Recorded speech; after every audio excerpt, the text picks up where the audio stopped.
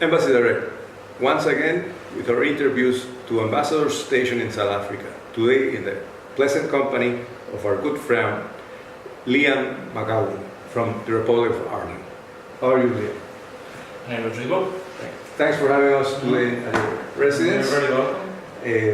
So, yes, we would like to start addressing this with a question regarding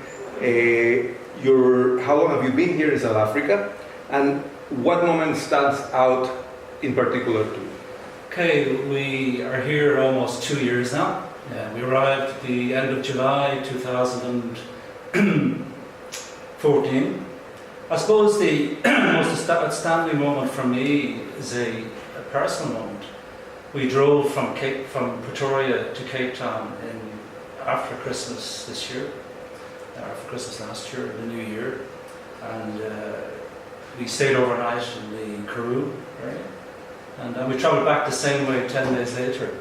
And it was seeing the whole landscape in the Karoo region, and talking to the people there, and getting a much better understanding of life outside the main cities in South Africa. It was hugely enjoyable and also an educational time for us, just to spend those few days travelling through the heartland of South Africa, to talk, to see the landscape, talk to the people, and get a better sense of how people live outside the main cities in South Africa. And that for us, I suppose I would pick that particular trip as a very memorable highlight from the time I already spent here. But I've had many more. This probably come out in the later questions. I've visited some of our development projects in some of the townships in South Africa, in Johannesburg, near Cape Town, and it's seeing the people and how they live, and the challenges they face, and how they meet those challenges, and how resilient they are. It's a wonderful people in South Africa, so that for me also has been a very memorable side, seeing how people live their lives. I suppose if I had to pick one area, it's how people actually live their lives in South Africa. Is the area that really interests me. Has your lifestyle as a family man changed whatsoever during your stay in this country?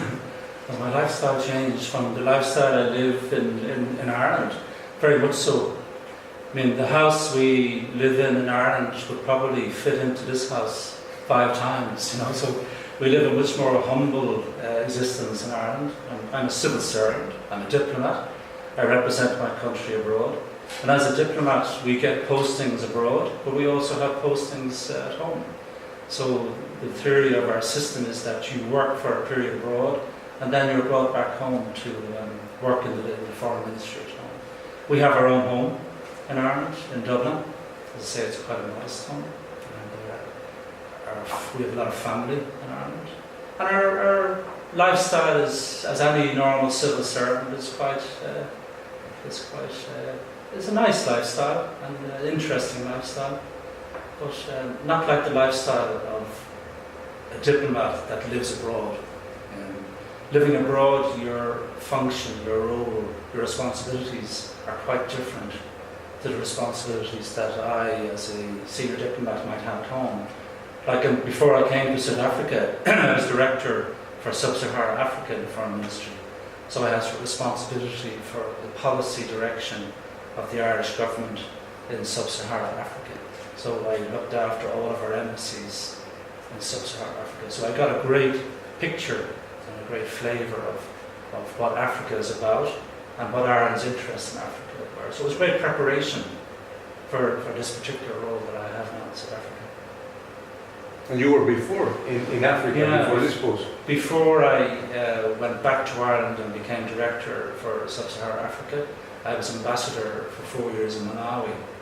I went there from China in 2007, and I opened a new embassy, new Irish embassy in Malawi, which was a fantastic experience, a real challenge. Malawi is a very different country to South Africa, and we enjoyed the challenge very much, enjoyed our life there, enjoyed the work. Our focus in Malawi is quite different to the focus we have in South Africa, what we do in Malawi is very much around development cooperation. One of our biggest development cooperation programs in Africa is based in Malawi, and we work in the agricultural and health sectors there. And we provide a lot of support to the government there and to civil society for development within the agricultural and health sectors. So from a personal perspective, we very much enjoyed our life in Malawi, and from a professional perspective, we had the opportunity to set up a program there that I very much believed in. I wasn't taking on an old program that somebody else had set up. I set up this program with colleagues there. So it was very much suited to what I believed was the right thing to do, but also suited to the needs of what the Malawi government wanted us to support. And we also, as I mentioned to you before, we already go a very strong personal interest in Malawi, in that we adopted a child there who's now 8 years of age. And so she certainly changed the balance of our lives now. She's very much the focus of our attention as she gets older. As a whole, the relationship between your country and South Africa, could you describe it, and in which areas would you say this relationship is most fulfilling, and would you say there are areas that could benefit from further cooperation? I think the relationship between Ireland and South Africa, I use the word, is unique in our system. It's the only embassy in the Irish system that has three very significant blocks of work. The first would be on the trade and commercial side. In 2014, we had trade of 1.2 billion euros, which is equivalent to about 20 billion rands between the two countries, 90% of which is exports from Ireland to South Africa. I'm trying to address that issue about trying to get more exports from South Africa into Ireland. And we have very significant investment from Irish companies in South Africa outside of the trade issue. We have in the energy sector, we have two very significant companies in solar energy and wind energy operating in the Cape area. And we have very big food producers. One of the biggest food producers in South Africa is Irish. QK Meats, which operates in Johannesburg, has been here 8 years and already has a 4 billion rand turnover, employing about 2,000 people in Johannesburg. So we have a very significant trade between ourselves and South Africa, but also very significant investment from Ireland into South Africa. And Irish companies are employing about 15,000 South Africans in Ireland. On the other side, we have South African investors looking at Ireland, and we have some very significant South African companies investing in Ireland, companies like Aspen Pharmaceuticals, Investec and Financial Services. And one of the big success stories is Spar. And Spar, a huge supermarket chain here, they bought over the Irish franchise in recent years. And if you listen to the financial news on Talk 702 or on the radio shows in the morning, the most profitable component of Spar South Africa now is the Irish franchise. A lot of the profits are coming from that franchise. That's something you probably didn't know. I see the surprised faces around the room. I suppose the second area where we work a lot in is development cooperation. We have a development cooperation program valued at about 20 million rand between here and Zimbabwe. And we're supporting development in the health sector, gender-based violence and health and HIV and AIDS. And we're also doing a lot of work around capacity development, skills development. I suppose the biggest progress we've got is on what we call the Kader Asmat Scholarship Program, where we sent 14, this year we sent 15 graduate students to Ireland to do master's qualifications. This year we had a huge entry, a couple of hundred applications, and the quality of those applications was absolutely superb. So we had a real challenge in picking the best of those and making sure that it was people who actually needed the scholarship, not just giving it to just the best qualified. It had to be someone who actually needed the scholarship to travel as well. So that's a development cooperation program that I feel very strongly about, that we maintain, even though South Africa is so-called our middle-class country now. Normally our development cooperation programs are targeted at the countries that are in early stages of development, but I feel very strongly that for South Africa that we maintain that programme. And the third element of the work we do here, which is very significant, is our relationship with the Irish community and the Irish diaspora.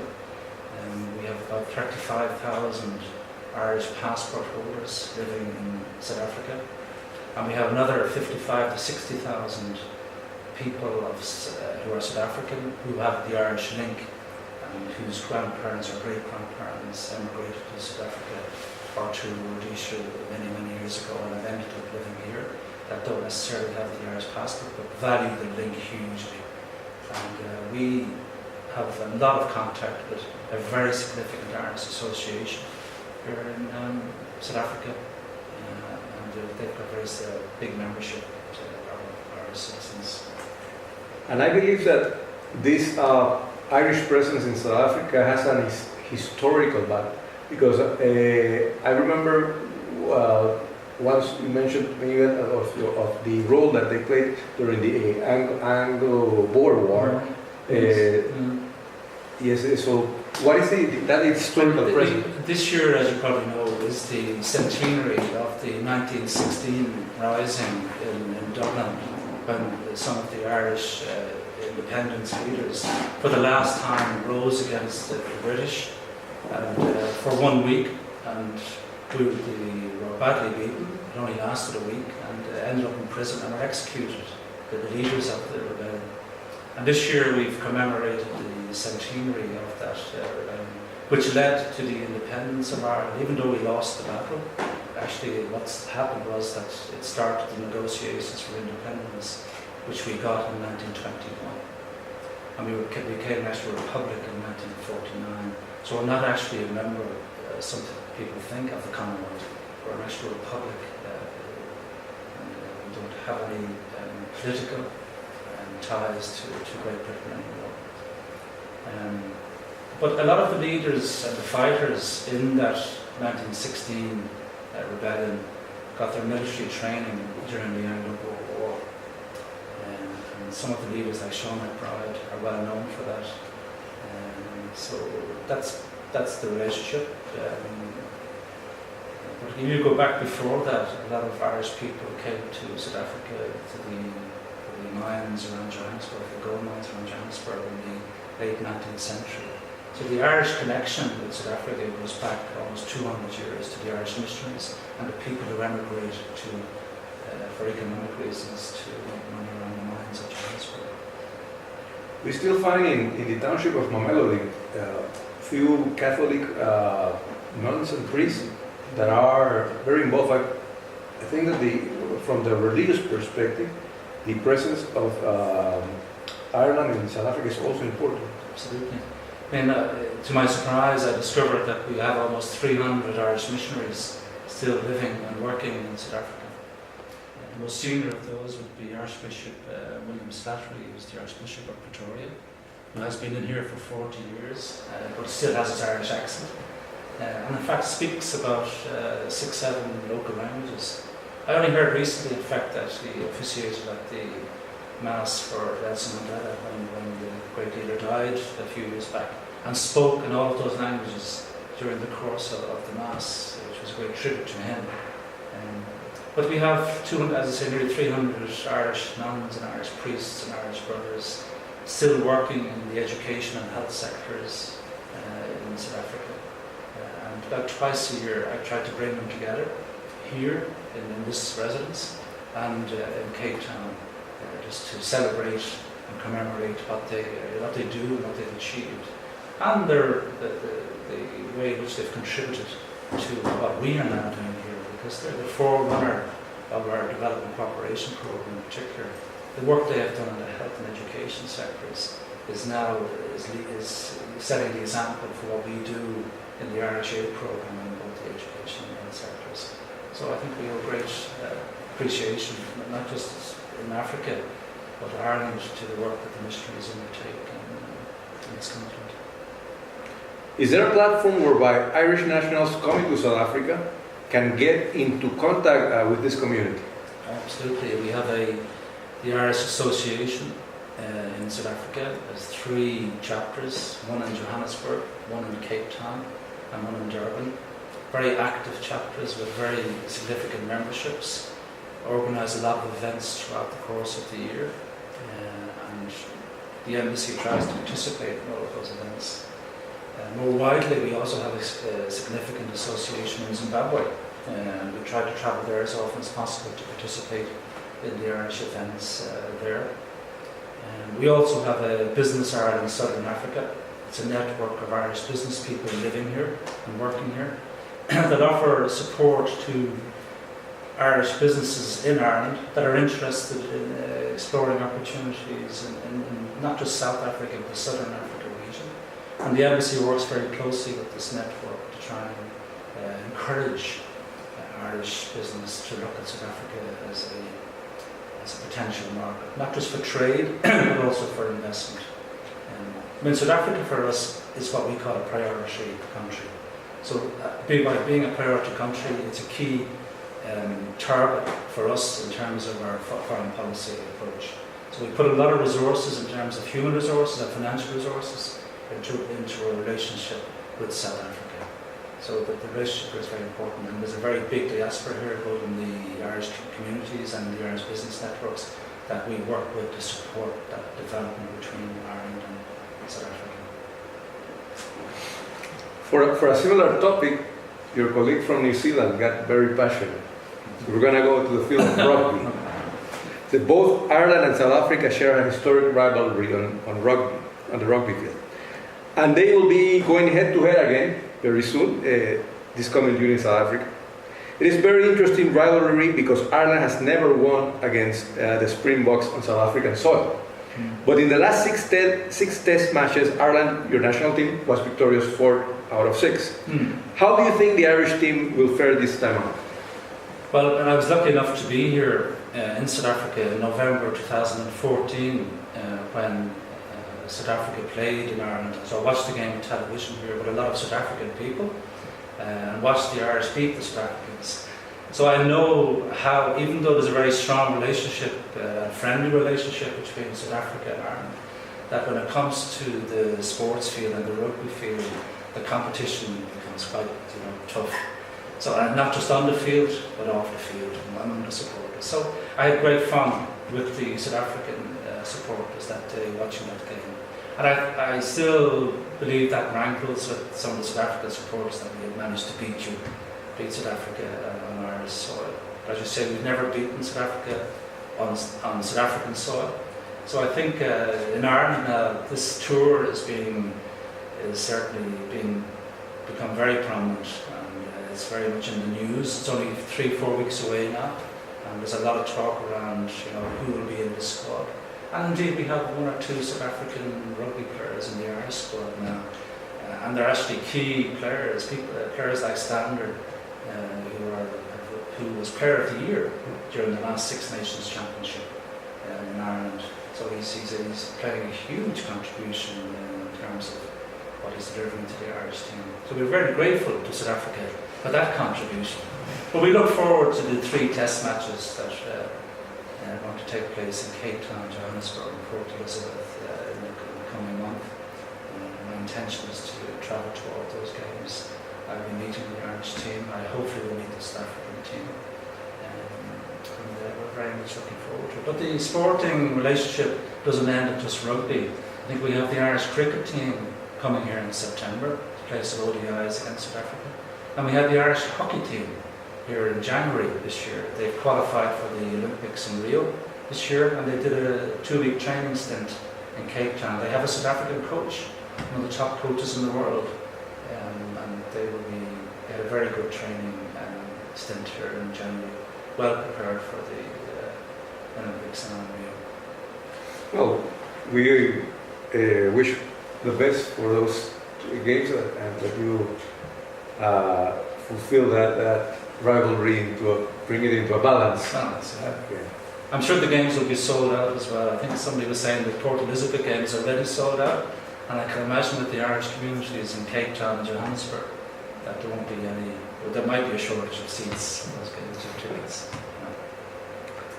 And finally, We have noticed through these interviews the importance of arts and culture in nation building. The Republic of Ireland is one of the few countries that has signed a film co-production treaty with South Africa. And both countries have a pretty decent incentive scheme for this industry. Have you, in your time as ambassador, seen the benefits of these treaties between both countries in terms of making and producing films and music together? Yeah, I think, Ireland has a very strong culture across many different areas. We're the only country in the world that has 5 winners of the Nobel Literature Prize, which for a small country is quite significant. We hugely value that the role that culture, whether it's literature, music, or film production, plays in the development of Ireland. And you ask any Irish people, any Irish person, can you sing me a song? I mean, you will never admit that you can't sing. If you can't sing, you won't admit it, because every Irish person is expected to be able to sing a song or say a poem. So we hugely value our culture. It's a big part of our history.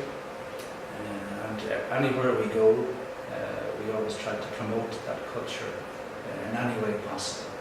So during the course of the 1916 commemoration this year, we're using that opportunity to celebrate the writings of many different celebrated Irish writers, and we're celebrating Irish music as well.